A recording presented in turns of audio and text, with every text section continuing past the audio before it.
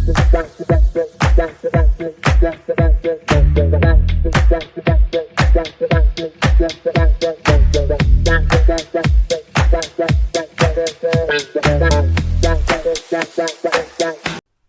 Guys, welcome on my channel Seema holiday developer. तो friends, आज की वीडियो में हम देखेंगे कि कस्टम हुक्स होते क्या हैं और ये कैसे काम करते हैं और इनको यूज़ करने की ज़रूरत कहाँ पे होती है रिएक्ट में। ठीक है, तो सबसे पहले हम इसकी डिस्क्रिप्शन देख लेते हैं कि कस्टम हुक क्यों यूज़ होते हैं, क्या होते हैं। ठीक है, सो जैसे कि आप मेरे स्क्रीन पे देख रहे हो, first line, react custom hooks are reusable functions that a React.js developer can use to add a special and a unique functionality to the React application। तो जो कस्टम हुक्स होते हैं ये यूज़ होते हैं रीयूजेबल फंक्शंस बनाने के लिए। ठीक है, अगर आपने कोई स्पेसिफिक फंक्शनैलिटी या यूनिक फंक्शनैलिटी यूज़ करनी है रिएक्ट एप्लीकेशन में, या कोई फंक्शन जिसको एज अ रीयूजेबल फंक्शन बनाना है, तो वहाँ पर इसकी रिक्वायरमेंट होती है। They must start with the word use followed by the descriptive name such as a use fetch। जैसे कि आप लोगों ने, जिन्होंने भी फंक्शनल कंपोनेंट में वर्क किया होगा, ठीक है, और या फिर जिन्होंने रिएक्ट विद हुक वर्क किया होगा, उन्हें पता होगा रिएक्ट में इन बिल्ट जो प्री डिफाइंड हुक है, जैसे कि use state, use fetch, use effect, ये प्री डिफाइंड है। ठीक है, तो ये क्या कह रहे हैं कि जब भी आप कस्टम हुक बनाओगे तो उसमें भी आपको यूज कीवर्ड यूज करना ही है नेम के साथ। One of the benefit of a custom hook is that they can share state across multiple component without using props और context। अब इसका बेनिफिट क्या है कि आप स्टेट को शेयर कर सकते हो बिटवीन मल्टीपल कंपोनेंट, 2 से 3 कंपोनेंट के बीच में, या फिर मल्टीपल बहुत सारे कंपोनेंट के बीच में, विदाउट यूजिंग प्रॉप्स को यूज किए बिना, और a context. Hooks are reusable function. Hooks क्या है? रीयूजेबल फंक्शंस हैं। इनको हम बार बार रीयूज कर सकते हैं। मतलब कि जैसे एक फंक्शनैलिटी, मतलब कि जैसे आपने एक रीयूजेबल फंक्शनैलिटी बना ली है, ठीक है, अब आपको बस बार बार उसका कोड नहीं लिखना, आपको बस उसके मेथड को कॉल करना है, पैरामीटर पास करने हैं। ठीक है, when you have a component logic that need to be used by the multiple components, we can extract that logic to a custom hook. कहते हैं जब भी आपके पास कोई ऐसा लॉजिक है, ठीक है, जो आप मल्टीपल कंपोनेंट पे लगाना चाहते हो, तो रादर देन उसको लिखने की बजाय आप एक कॉमन कंपोनेंट बनाओगे उसका, ठीक है, ताकि आप उसको जब भी आपको ज़रूरत पड़े आप एक्सट्रैक्ट कर सकते हो। ठीक है गाइस, तो यहाँ से मुझे लगता है कि आपको पता लग गया कस्टम हुक्स क्या होता है, और ये क्वेश्चन इंटरव्यू में बहुत ज़्यादा पूछा जाता है, तो आपको पता होना चाहिए कि ये कैसे काम करता है। Now get back to code. Coding level पे ये कैसे काम करता है अब हम ये देखेंगे। तो गाइज, जैसा कि अभी तक हम लोगों ने समझा कि कस्टम हुक की रिक्वायरमेंट कहाँ पे होती है, ठीक है, तो फॉर एग्जांपल मेरे पास एक एप्लीकेशन है, ठीक है, और उस एप्लीकेशन में मुझे एपीआई को इम्प्लीमेंट करना है। तो मेरे पास फॉर एग्जांपल एक फोल्डर है जिसका नाम है पेजेस, ठीक है, और इसमें मैंने एक पेज बनाया अबाउट डॉट जेएस, और सेकंड पेज जो मैंने क्रिएट किया वो है कॉन्टैक्ट डॉट जेएस। ठीक है, अब यहाँ पे रिएक्ट फंक्शन कंपोनेंट, ठीक है, सो यहाँ पर कॉन्स्ट कॉन्टैक्ट, ठीक है, एक कंपोनेंट क्रिएट कर लेते हैं, और मुझे इस कंपोनेंट में एक एपीआई को कॉल करना है। ठीक है, फॉर एग्जांपल मैं एक एग्जांपल ले रही हूँ अभी, ताकि आपको पता लगे कि कस्टम हुक की जो रिक्वायरमेंट है वो कहाँ पे आती है। ठीक है, तो यहाँ पे हम सर्च कर लेते हैं डमी एपीआई। तो यहाँ पर हम गए, यहाँ से मैंने एक कोड कॉपी कर लिया एपीआई का। सो ये कोड मैं कॉपी कर लेती हूँ, ठीक है, तो यहाँ पर मैंने पेस्ट कर दिया, या फिर यहाँ पे यूज इफेक्ट, ठीक है, वो अपने आप देखिए उसने इंपोर्ट कर लिया। तो यूज इफेक्ट में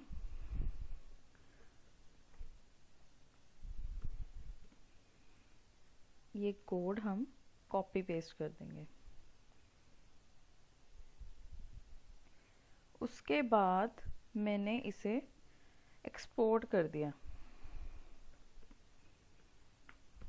कॉन्टेक्ट। ठीक है, अब जब भी मेरे पास डेटा है एपीआई का तो मैंने उसको आइटरेट किया और शो करा दिया। ठीक है, अब देखो डेटा कुछ भी हो सकता है। ठीक है, अब मुझे ना ये सेम एपीआई को कॉल करना है, कहाँ, अबाउट अस में। तो मैं इसको कॉपी कर लेती हूँ और यहाँ पर मैंने किया अबाउट।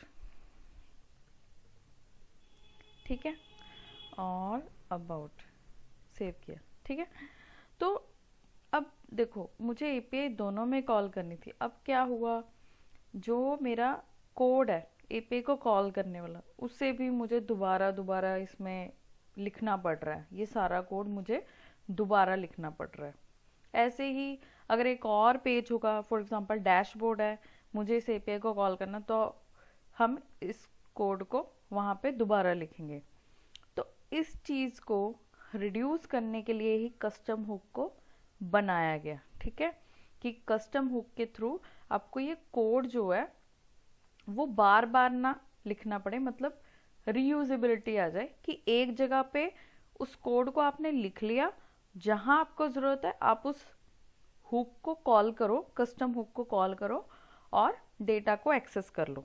ये इसका मेन बेनिफिट है। ठीक है, तो अभी तो देखो हमारा प्रोजेक्ट छोटा सा है, तो आपको लग रहा होगा फिर क्या हो गया, अबाउट में लिखा है, कॉन्टैक्ट में लिखा है, तो डैशबोर्ड में भी लिख देंगे।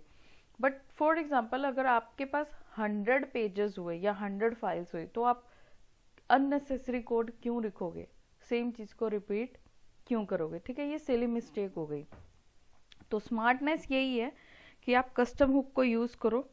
तो उसके लिए हम क्या करते हैं, एक फोल्डर क्रिएट करते हैं सोर्स के अंदर कंपोनेंट के नाम से। ठीक है, और इसमें मैं एक फाइल क्रिएट करती हूँ custom hook create dot JS, और जो कस्टम हुक एपीआई लिख देते हैं, क्योंकि हम एपीआई का कोड लिखेंगे। अब जरूरी नहीं है कि मैं एपीआई का कोड लिख रही हूँ तो आप भी वही लिखोगे, नहीं। रिक्वायरमेंट कोई एक फंक्शनैलिटी भी हो सकती है। ठीक है, तो अभी मेरे पास कोई फंक्शनैलिटी तो है नहीं ऐसी स्पेसिफिक, बट ठीक है, हम फंक्शनैलिटी भी डिस्कस करेंगे कि कैसे आप कस्टम हुक में आप क्रिएट करोगे, कैसे रीयूज करोगे। अभी हम एपीआई का समझते हैं। ठीक है, तो कस्टम हुक के रूल के अकॉर्डिंग, ठीक है, जैसे कि अब रिएक्ट में जो कस्टम हुक्स ऑलरेडी बने हुए, जैसे यूज स्टेट है, यूज इफेक्ट है, ठीक है, उसके बाद यूज रेफ है, ये सारे कस्टम हुक्स बना के दिए रिएक्ट ने हमें इनबिल्ट। ठीक है, बट उसका नेम देखो, उसमें यूज रेफ, यूज फेच, मतलब यूज कीवर्ड लगा है, वो हमने अभी डिस्क्रिप्शन में भी पढ़ा, तो आपको वो भी लिखना है। तो यहाँ पर मैं क्रिएट कर रही यूज कस्टम हुक एपीआई, और ये मैंने बनाया एरो मेथड। ठीक है, उसके बाद इसको एक्सपोर्ट डिफॉल्ट किया यूज कस्टम हुक एपीआई। अब इसमें जो मैंने कोड लिखना है एपीआई का लिखना है। ठीक है, तो एपीआई का कोड हमारे पास इसमें है, तो मैं इसको कॉपी कर लेती हूँ। यहाँ से मैंने इसको कॉपी किया, यहाँ पे गए, यहाँ पे मैं एक मेथड को कॉल करती हूँ, कॉन्स्ट एपीआई कॉल इवेंट, ये एक इवेंट है। ठीक है, तो इसमें मैंने एपीआई का कोड लिख दिया। ठीक है गाइस, आई होप आपको यहाँ तो कोई प्रॉब्लम नहीं होगी। उसके बाद जो मेरे पास एपीआई का रिस्पॉन्स आएगा उसे मैं एक स्टेट में सेट करवाऊंगी। अब यहाँ पर मैं यूज स्टेट यूज कर रही हूँ। ठीक है, जो रिएक्ट की स्टेट है, क्योंकि इसमें हमने डेटा को स्टोर करना है। ठीक है, तो ये एरे ही देगा। उसके बाद const data comma set data, और ये एरे लिया। ठीक है। अब जो हमारे पास रिजल्ट आया, कंसोल की जगह यहाँ पे मैं लिख देती हूँ सेट डेटा, इसमें जेसन को स्टोर कर दिया। तो ये मेरा एक छोटा सा हुक का मेथड बन गया जिसमें मैंने एपीआई को कॉल की। ठीक है, ये मैंने एक जगह पे बना के रख लिया। अब मुझे इसको रीयूज करना देखना है। तो ये रिटर्न हमें करेगा, ये रिटर्न करेगा हमें इसमें से किसको किसको रिटर्न करना है। हमें रिटर्न करना है एक तो जो मैंने एपीआई यहाँ पे लिख लिया। उसके बाद गाइस जो डेटा है वो रिटर्न होगा। मतलब दो चीजें इस कस्टम हुक से रिटर्न हो रही है। ठीक है, अब कस्टम हुक तो हमने बना दिया, इसको यूज कैसे करना है वो देखते हैं। तो हम अबाउट में चले जाते हैं। सबसे पहले कस्टम हुक को मैंने कॉल करना है, इंपोर्ट। अब क्योंकि ये कस्टम हुक है तो इसी नाम से इसको हम कॉल करेंगे। तो मैंने यहाँ पे इसको कॉल किया फ्रॉम,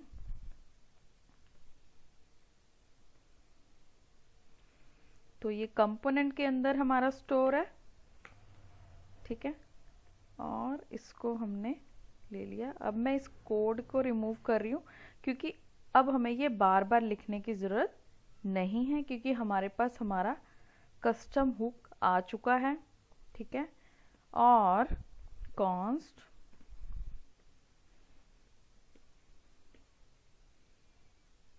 यहाँ पे गाइस हमारे पास देखिए हमने रिटर्न क्या किया था। हमने दो चीज़ें रिटर्न की, एक तो एपीआई कॉल इवेंट, इसे भी यहाँ पे लिख लेंगे, और हमारा जो सेकंड पैरामीटर था वो था डेटा, तो इसे भी हम लिख लेंगे। तो ये दोनों चीज़ें हमने कॉल करा ली। ठीक है, ये हमारे पास आ गई। अब उस एपीआई को कॉल करना है तो मैं क्या करूँगी, रिटर्न में एक बटन ले लेते हैं, बटन। ठीक है, उस बटन में से मैं इस इवेंट को कॉल करूँगी। आप ऑन क्लिक पे ले सकते हो। अगर आपको ऑन क्लिक पे नहीं लगाना तो आप यूज इफेक्ट का भी कोड यहाँ पे लिख के उसका डेटा गेट कर सकते हो। ऐसा कुछ नहीं है कि आपको ऑन क्लिक इवेंट ही लगाना। मैंने जस्ट एग्जांपल लिया, आप यूज इफेक्ट के थ्रू भी कर सकते हो, मतलब जिस टाइम पे आपको डेटा चाहिए नॉर्मली जैसे आप कॉल करते हो। ठीक है, तो यहाँ पर कॉल मी लिख दिया, सेव किया। ठीक है, अब देखिए इसको हमने यहाँ पे इंपोर्ट किया था। ठीक है, अब जब मैं इसको क्लिक करूँगी तो ये इवेंट कॉल होगा, है ना।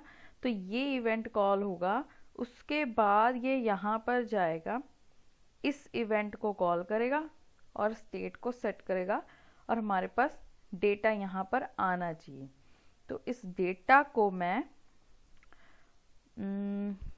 यहाँ पे कंसोल करा लेती हूँ। यहाँ पे नहीं, एक डिव ले लेते हैं एज अ रैपर। ठीक है, और यहाँ पे कंसोल डॉट लॉग,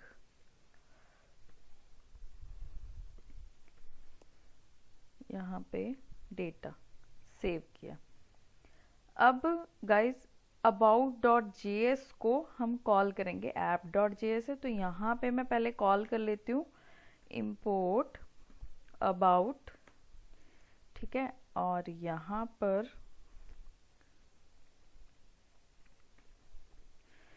about को हमने मेंशन कर दिया। सो लेट्स सी कि हमारे पास क्या आ रहा है। यहाँ पर इंस्पेक्ट किया, कंसोल में गए और देखो डेटा अनडिफाइंड आया। फिर मैंने नेटवर्क पे क्लिक किया, तो हमने कॉल मी पे उस इवेंट को क्लिक करना है। ठीक है, कॉल मी इवेंट के क्लिक पे हमने उस मेथड को कॉल किया हुआ, तो मैंने क्लिक किया, कुछ नहीं हुआ। लेट्स सी, कॉल नहीं हो रहा। आई थिंक हमने कुछ मिस कर दिया है। ओके गाइस, हमसे एक गड़बड़ हुई है। यहाँ पर जो ब्रैकेट है वो एंगल ब्रैकेट आएगी, ये नहीं आएगी क्योंकि एक वैल्यू नहीं मल्टीपल है। ठीक है, तो सेव करते हैं। अब देखते हैं क्या ये वर्क करता है।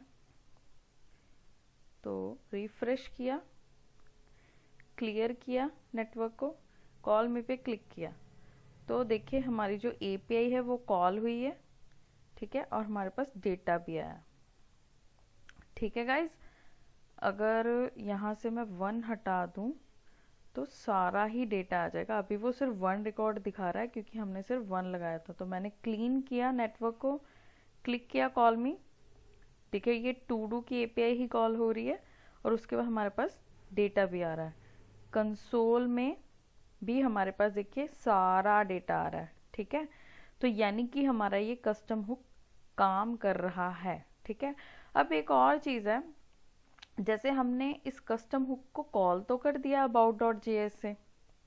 ठीक है, इसको कॉल तो कर दिया, बट एपीआई यूआरएल जो है इसमें स्टैटिक है। बट हर जगह एपीआई आप सेम तो कॉल करोगे नहीं, हर जगह सेम एपीआई कॉल नहीं होगी, डिफरेंट भी हो सकती है। तो जब आप कॉन्टैक्ट में से इसको कॉल करोगे तब एपीआई डिफरेंट होगी, अबाउट में से करोगे एपीआई डिफरेंट। तो एपीआई का यूआरएल हम यहाँ से पास करेंगे ताकि वो डायनेमिक हो। तो इसको कॉपी कर लो। ठीक है, यहाँ पे आप एपीआई का यूआरएल पास करो क्योंकि आपका ये कस्टम हुक है, और यहाँ पे आप यूआरएल के नाम से उसको गेट करके यहाँ पे पास कर दो। यहाँ आएगा यूआरएल, सेव किया और यहाँ पे सेव किया। ठीक है, लेट्स सी कि अब ये वर्क कर रहा है या फिर नहीं। मैंने इसको रिफ्रेश किया, क्लियर किया और कॉल किया, तो देखिए अभी भी हमारी एपीआई कॉल हो रही है, यानी कि ये सक्सेसफुली वर्क कर रहा है। अब अगर इस सेम एपीआई को अगर आप यूज कस्टम हुक एपीआई का जो मेथड आपने बनाया है, कस्टम हुक जो आपने बनाया, अगर आपको contact.js में से कॉल करना है तो आप यहाँ पर एपीआई का यूआरएल कोई डिफरेंट भी भेज सकते हो। ठीक है, आप इसको कॉपी करो, यहाँ पर आपने पेस्ट किया, यहाँ पर हम नाम चेंज कर देते हैं, कॉन्टैक्ट कर दिया। ठीक है, यहाँ पे कॉन्टैक्ट किया, कॉन्टैक्ट। ठीक है, और यहाँ पर लिखा कॉल मी कॉन्टैक्ट, ताकि हमें पता लगेगा ये कॉन्टैक्ट वाला है। ठीक है, और यहाँ पे टू डूज की बजाय हम कोई और एपीआई को कॉल कर लेते हैं। तो हमारे पास और भी एपीआई हैं डमी, तो हम ले लेते हैं यूजर्स की एपीआई। ठीक है, तो इसको कॉपी कर लो और फिर यहाँ पे पेस्ट कर दो। तो हमने यहाँ पे पेस्ट की, सेव कर दी, और अबाउट में लिख दो कॉल मी अबाउट, ताकि पता रहे किसकी एपीआई कॉल हो रही है। तो देखिए अबाउट में हमने टू डूज लिस्ट को कॉल किया, कॉन्टैक्ट में हमने यूजर्स को कॉल किया। अब इसको भी हमें यहाँ पे इंपोर्ट कर लेना। आप चाहो तो कॉन्टैक्ट को अबाउट में कॉल कर सकते हो। ठीक है, बट हम इसको सेपरेटली कर रहे हैं। तो यहाँ पर मैंने इंपोर्ट किया कॉन्टैक्ट को। ठीक है, यहाँ मेंशन कर दिया कॉन्टैक्ट को, सेव किया, लेट्स सी, यहाँ पर गए। ठीक है, तो जब मैंने अबाउट को कॉल किया उस टाइम पे टू डू वाली एपीआई कॉल हो रही है, जब मैंने कॉन्टैक्ट को किया उस टाइम पे यूजर्स वाली एपीआई कॉल हो रही है। ठीक है, तो देखो कितना फ़ायदा है हमें इसका कि हमें एक ही मेथड बनाना पड़ा, उसको जहां आपको ज़रूरत है आप कॉल कर लो, बार बार आपको एपीआई का कोड लिखने की ज़रूरत नहीं है। ये हो गया एक केस। अगर आप फेच की बजाय कोई और एपीआई कॉल कर रहे हो, जैसे पोस्ट है, पुट है, डिलीट है, तो ऑब्वियस है उसमें हेडर वगैरह भी होगा। ठीक है, और हेडर में आपको टाइप भी भेजना होगा और टोकन भी भेजना होगा, है ना, बहुत सारी चीज़ें होंगी। तो इसी तरीके से जैसे आप यहाँ पे ये पास कर रहे हो, यूआरएल पास कर रहे हो, वैसे ही आप और भी पैरामीटर पास कर सकते हो कि एपीआई की रिक्वेस्ट पोस्ट है या पुट है, ठीक है, उस अकॉर्डिंग यहाँ पर आप यूआरएल गेट उसकी टाइप को गेट कर लो, यहाँ पे जो भी आप पास करो, क्योंकि पोस्ट पुट और डिलीट एपीआई का जो सिंटैक्स है वो काफ़ी डिफरेंट होता है नॉर्मल फैच एपीआई से, ठीक है। तो आप इस वे में भी यूज़ कर सकते हो। मतलब मैंने आपको एक बेसिक आइडिया दे दिया है कि आप इसको रीयूज़ कैसे करोगे, क्योंकि कस्टम हुक का मतलब ही ये है कि रीयूजेबिलिटी, ताकि आपको अननेसेसरी कोड ना लिखना पड़े, ठीक है गाइज। तो ये होगी एक एग्जाम्पल। अब हम इसकी एक और एग्जाम्पल डिस्कस करते हैं ताकि आपको कोई डाउट ना हो, ठीक है। अब जैसे आपने यहाँ पर एपीआई का कोड लिखा, ठीक है, एपीआई के लिए कस्टम। अगर मैं एक और कस्टम हुक बनाऊं बट उसमें मैं एक फंक्शनैलिटी करूं, जैसे हम कर लेते हैं counter, counter hook, counter custom hook dot JS, ठीक है। अब इसमें अब ये जो था मैं इसे बंद कर देती हूँ, ठीक है, बाद में देखेंगे, अभी हम इस पे फोकस करते हैं। सो यहाँ पर अब ये भी एक हुक है, तो यूज आपको यूज करना है नेम के साथ, इसको आपने याद रखना है, काउंटर हुक, ठीक है। तो यहाँ पर अब काउंटर हुक में देखो होता क्या है, काउंट प्लस बटन पे क्लिक करो तो वो इंक्रीज होगा, माइनस बटन पे क्लिक करोगे तो वो डिक्रीज होगा, ठीक है, यही फंक्शनैलिटी होगी। तो उसके लिए हमें जो पैरामीटर्स चाहिए, एक तो हमें चाहिए काउंट कॉमा सेट काउंटर, ठीक है, इनिशियली वो होगा यूज स्टेट,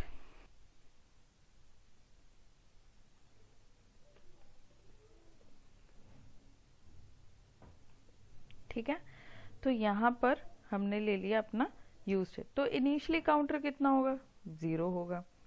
उसके बाद जो हमने लॉजिक लगाना है उसके लिए मैं एक मेथड क्रिएट कर रही हूँ, वो होगा इंक्रीमेंट काउंटर,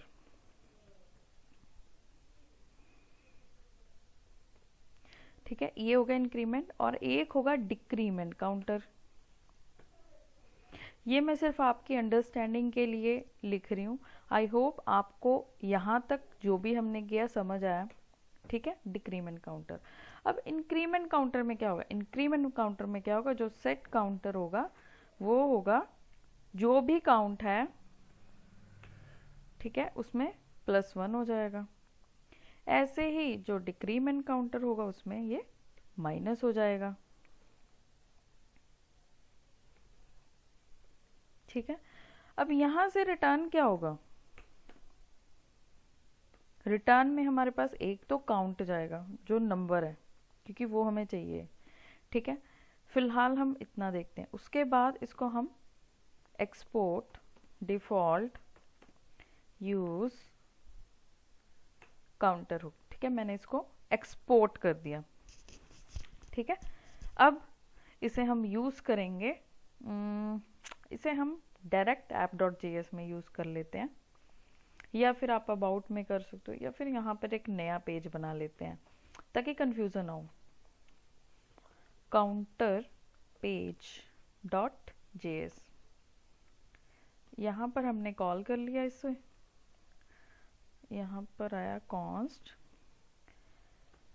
काउंटर पेज,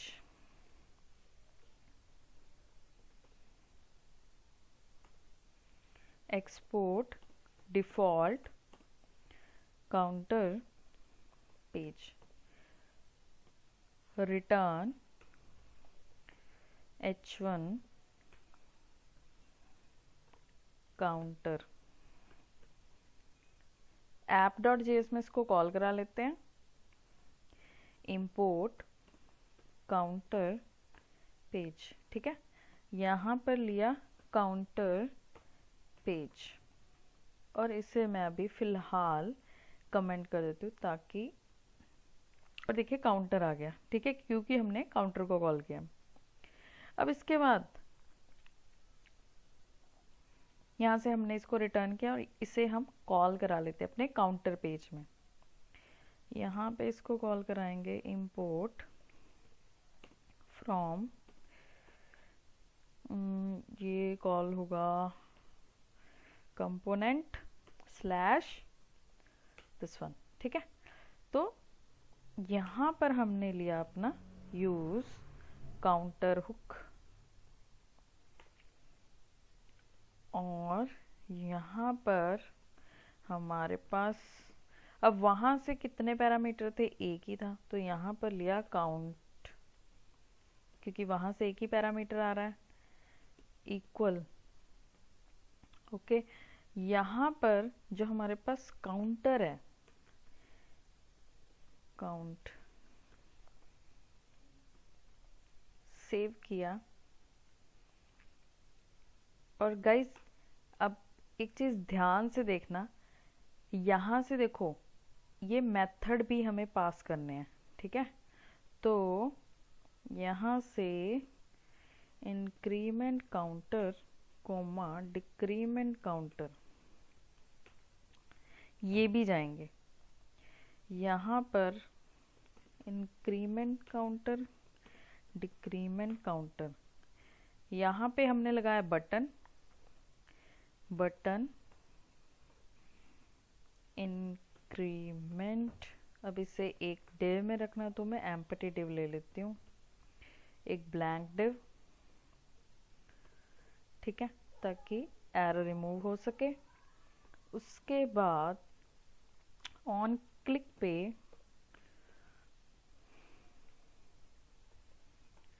मैंने कॉल किया इंक्रीमेंट काउंटर,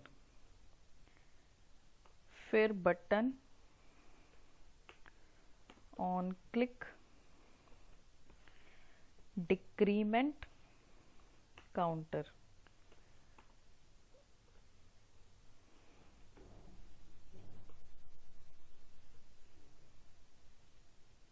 ठीक है, अब बेसिकली होना क्या चाहिए, जब भी इंक्रीमेंट काउंटर को क्लिक करेंगे यहाँ पर वो जाएगा, काउंट को एक प्लस करेगा, और जो भी सेट होएगा वो हमें वहाँ पर मिल जाना चाहिए। बेसिकली ऐसे वर्क करना चाहिए। लेट्स सी कि ये वर्क करता है या फिर नहीं। और एक और चीज़, जो हमारे पास काउंटर है वो यहाँ से पास होगा 0, और यहाँ पर आप लोगे काउंट काउंटर। फिलहाल हम ऐसे ही देखते हैं कि ये वर्क कर रहा है या फिर नहीं, क्योंकि use custom use counter hook react. Okay, क्या गड़बड़ हुई है?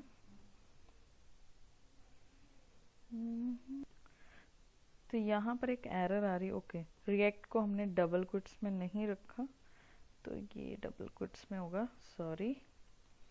लेट्स सी, अब यहाँ पर आया काउंटर इंक्रीमेंट और डिक्रीमेंट, तो क्लिक किया, देखिए ये वर्क कर रहा है। डिक्रीमेंट किया और ये वर्क कर रहा है, ठीक है। ये जितना भी कोड था हमारा एक जगह पे आ गया। यहाँ पे हमें क्या करना पड़ा, बस उसको हमने कॉल किया, जो पैरामीटर थे उनको कॉल किया, फंक्शन और जो भी वैल्यू थी, और यहाँ पर हमने उसको इजीली एक्सेस कर लिया। अगर आपको यहाँ से काउंटर भेजना है तो आप यहाँ से भी भेज सकते हो। तो इनिशियल वैल्यू 0 होगी, सेव किया, यहाँ पे हमारा काउंटर गया जैसे हमने पहले एपीआई में किया था, ठीक है। और यहाँ पर आ गया अपना काउंटर, और यहाँ पर आएगा हमारा सेव किया। लेट्स सी अब ये वर्क करता है या फिर नहीं। It should work. तो अभी भी देखिए ये वर्क कर रहा है। तो इस तरीके से गाइस देखिए, आप ये सारा कोड सोचो, ये कोड, ठीक है, बार बार किसी कंपोनेंट में लिखने की बजाय आपको बस उसको कॉल करना पड़ा मेथड को, और आपने उसको रीयूज कर लिया। तो ये कितनी मतलब कह लो कि काम की चीज़ है, ठीक है, जो आपके कोड की क्वालिटी को कितना ज़्यादा इम्प्रूव करेगी, आपकी एप्लीकेशन की परफॉर्मेंस को कितना ज़्यादा इम्प्रूव करेगी, ठीक है। तो आई होप आपको आज की वीडियो अच्छी लगी हो तो प्लीज़ कमेंट करके बताना, वीडियो को लाइक करना, शेयर करना, और यस, मिलेंगे नेक्स्ट वीडियो में ऐसे ही किसी अच्छे से टॉपिक के साथ। आज के लिए बस इतना ही, और चैनल सब्सक्राइब ज़रूर करना अगर आपको वीडियो अच्छी लगी हो। तो मिलेंगे नेक्स्ट वीडियो में। Thanks for watching.